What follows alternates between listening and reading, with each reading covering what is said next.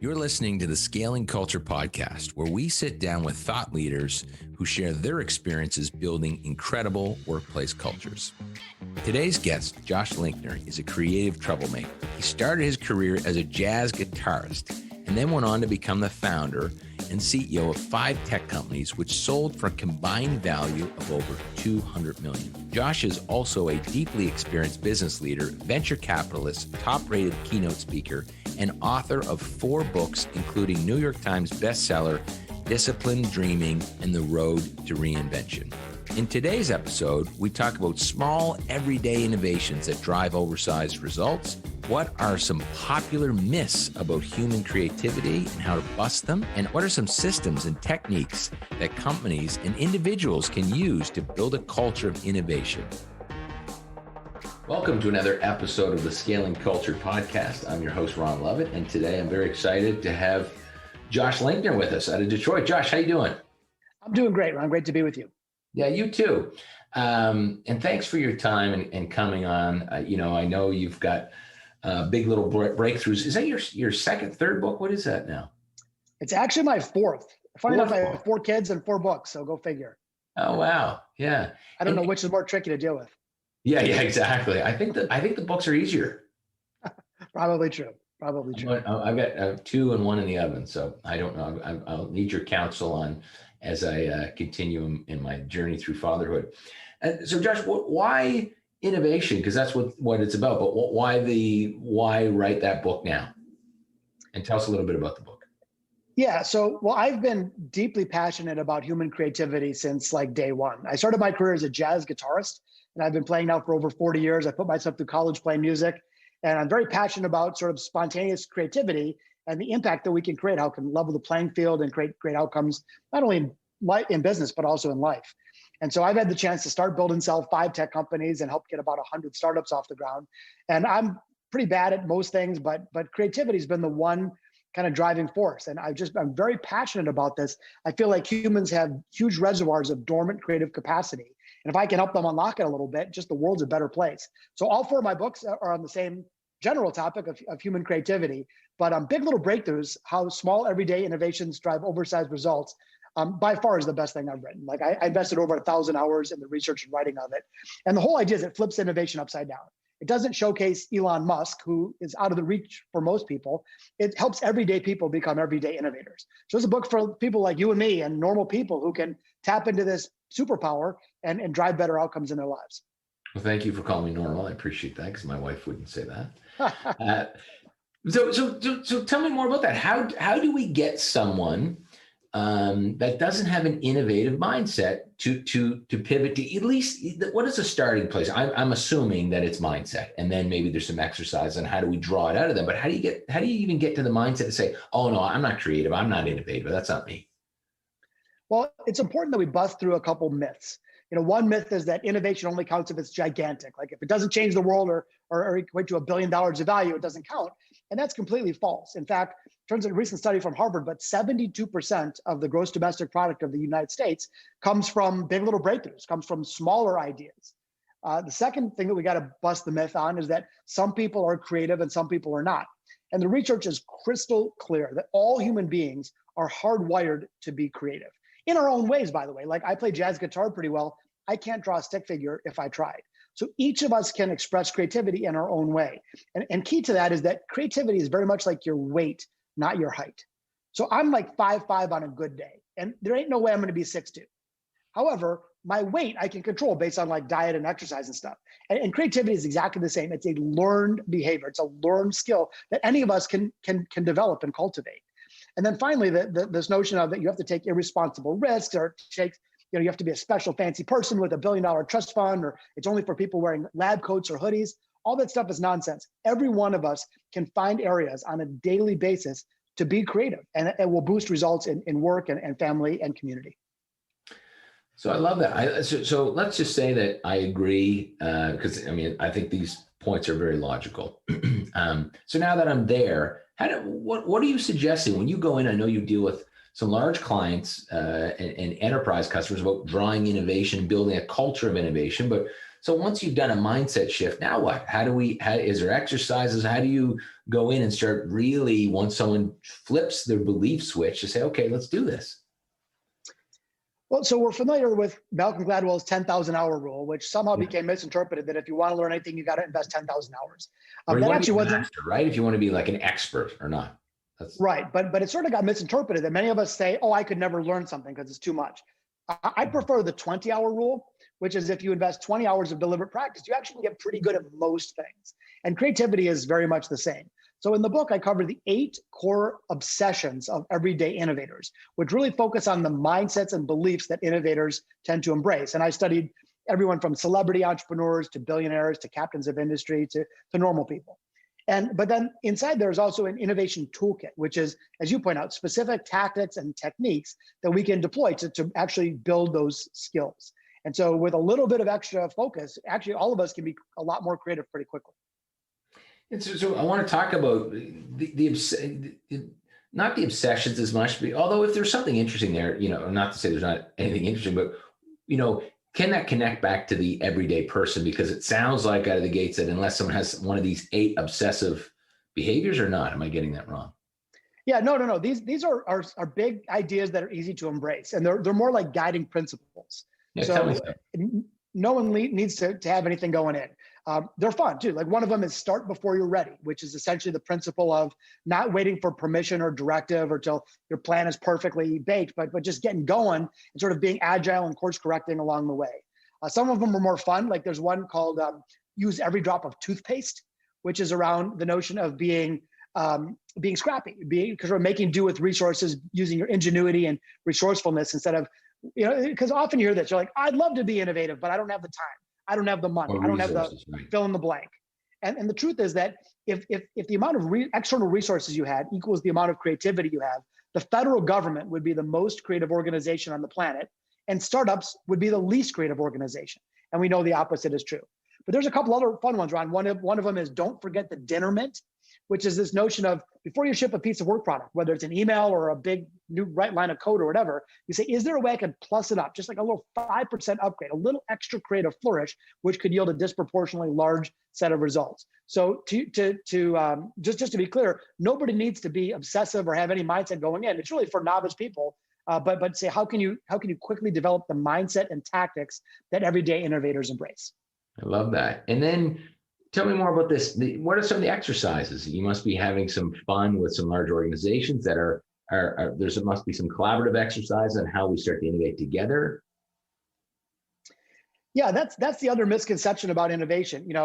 In our business lives, we have systems and processes for everything, but we think that creativity should just like magically happen. Like it's this mythical, misty, wizardry kind of thing. Truth is, we just need a little bit of technique.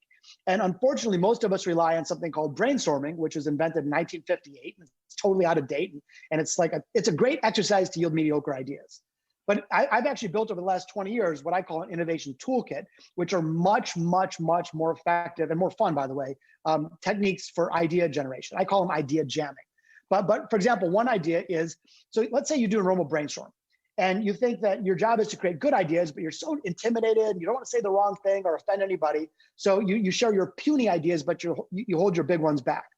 A fun technique to solve that is called role storming. So role storming is brainstorming in character.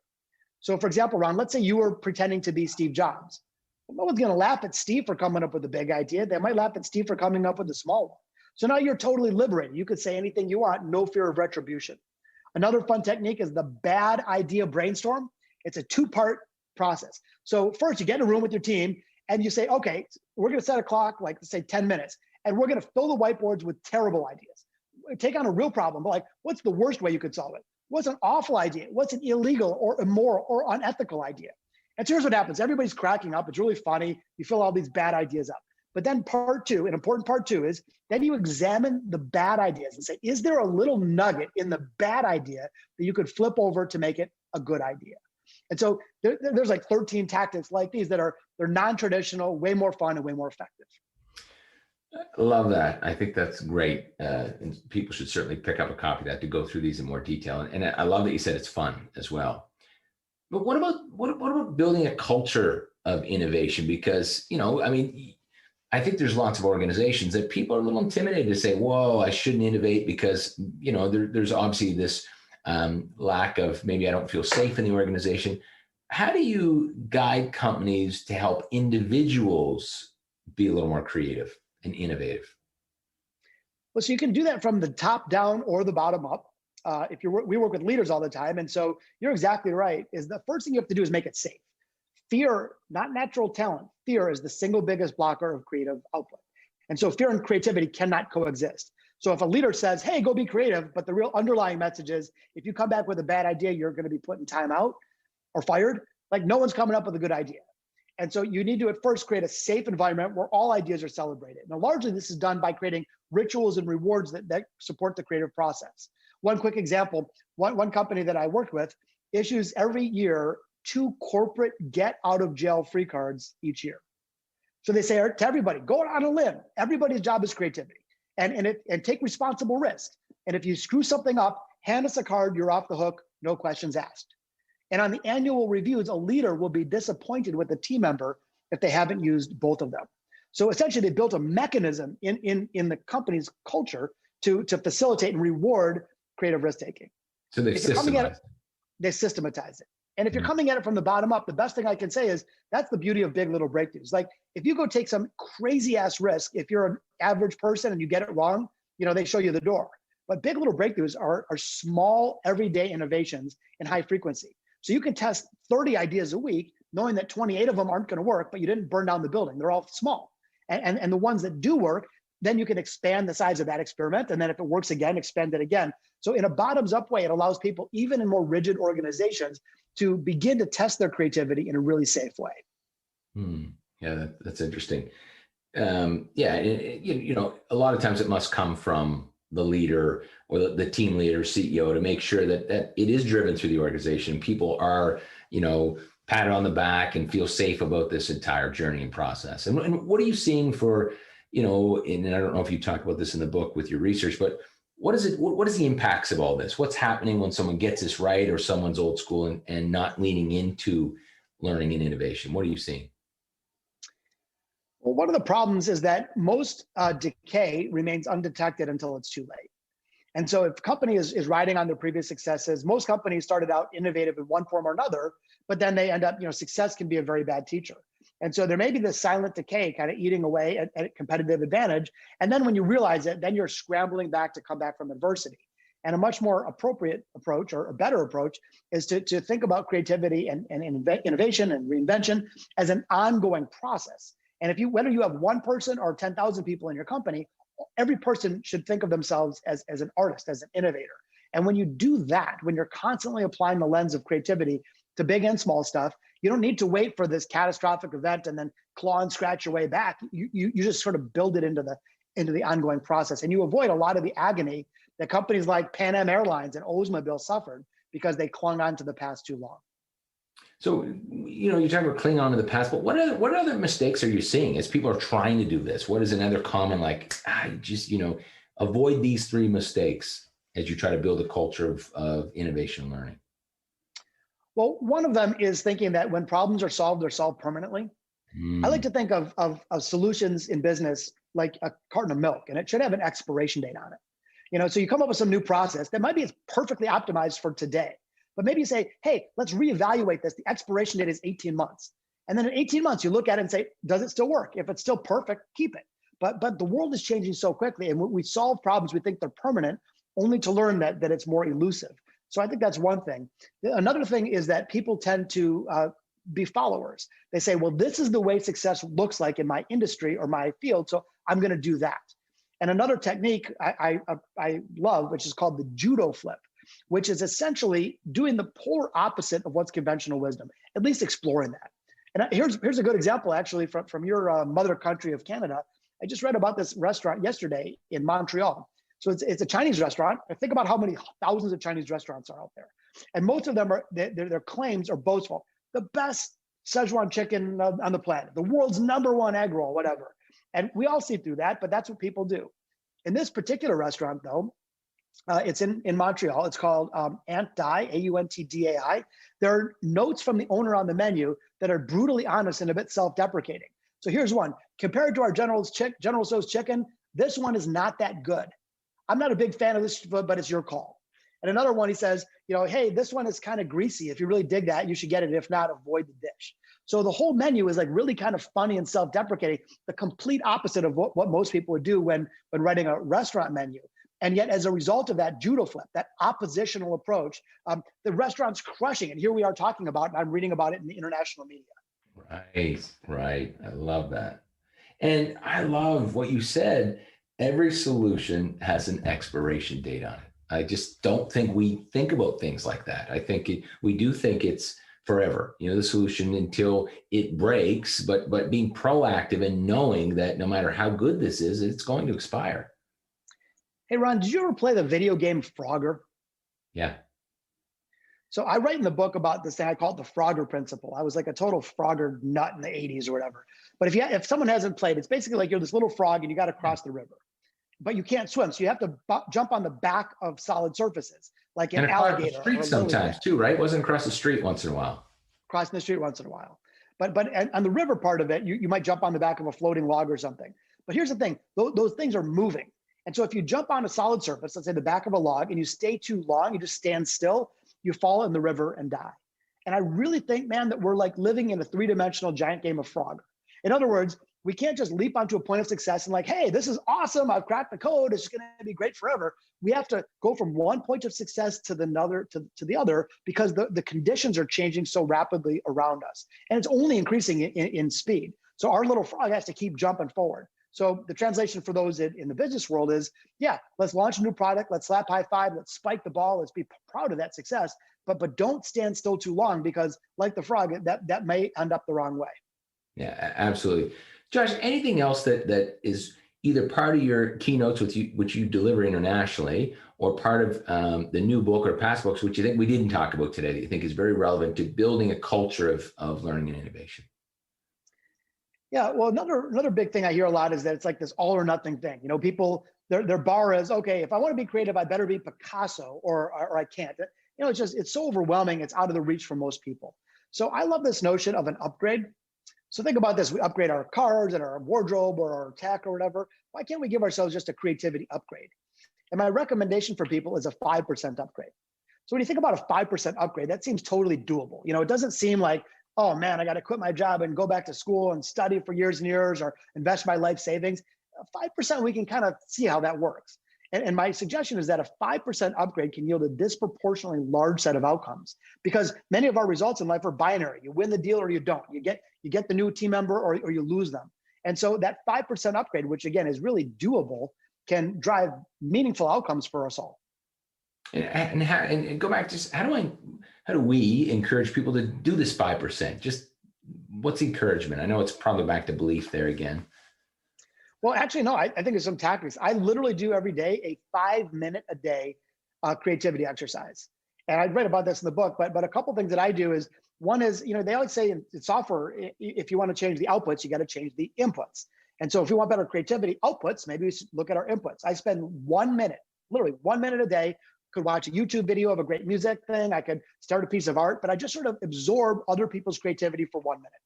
I spend 1 minute a day doing what I might call creative calisthenics. So for example, what are 34 more uses for a pencil? Or if you had to, market a pair of glasses to somebody who's never worn them, what would that look like? And so they're not meant to drive output. It's just kind of like doing jumping jacks for your creativity. So just a little daily practice is really the way to go. When I was playing music, I could take a great guitar lesson, but if I didn't practice every day, I'd quickly forget what I learned. And developing creativity skill is the same thing. And another thing I try to do every day is just discover one teeny meeny micro innovation. So for example, next time you order a pizza, order it with the pepperoni under the cheese instead of on top. Or like brush your teeth with the opposite hand. But just adding one little bit of creative thinking into your day, it'll start to build, it starts to create momentum, and it starts to multiply.